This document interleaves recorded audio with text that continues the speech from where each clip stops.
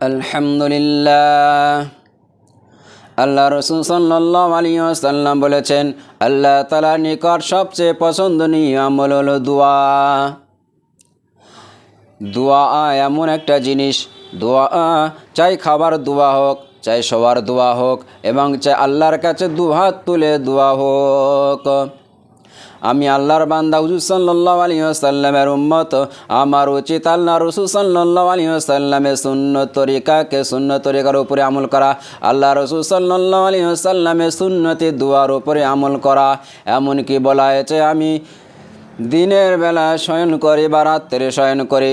যখনই আমি শয়ন করব, যখন আমি ঘুমাতে যাব বা ঘুমাবো, তো ঘুমানোর আগে বিছানায় বসে 3 বার এই দোয়াটি যে ব্যক্তি পাঠ করবে, তো এই দোয়াটি যখন পাঠ করবে তার ফজিলত, তার লাভ কি?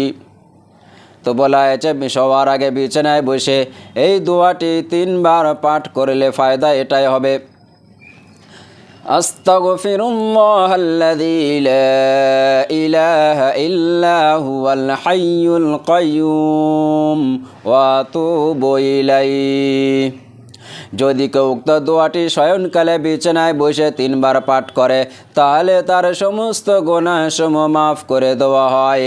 যদিও তার পাপ রাশি গাছের পাতা ও আয়েজ নামক বনভূমির বালুকার ন্যায় এবং দুনিয়ার দিনের মতো অসংখ্য হয়ে থাকে।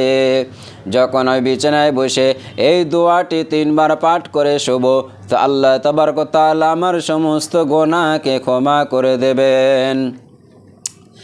নিজে এই দোয়াটিও পড়া, তো আল্লাহ তাবারক ওয়া তাআলা এই দোয়ার উপরে আমাদেরকে আমল করা তৌফিক দান করুক, এবং আমার পরিবারকে এই দোয়াটি সম্পর্কে আমল করার জন্য বলা, নিজের সন্তানদেরকেও বলা, নিজে সৎ কাজের উপরে থাকা এবং অন্যদেরকে সৎ কাজের উপরে চালানোর কথা বলা, যে আমরা আল্লাহর বান্দা হুজুর সাল্লাল্লাহু আলাইহি ওয়াসাল্লামের উম্মত।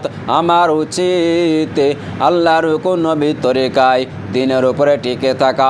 তো আল্লাহ তাবারক ওয়া তাআলা আমাদেরকে সঠিকভাবে আমল করা তৌফিক দান করুক। আমি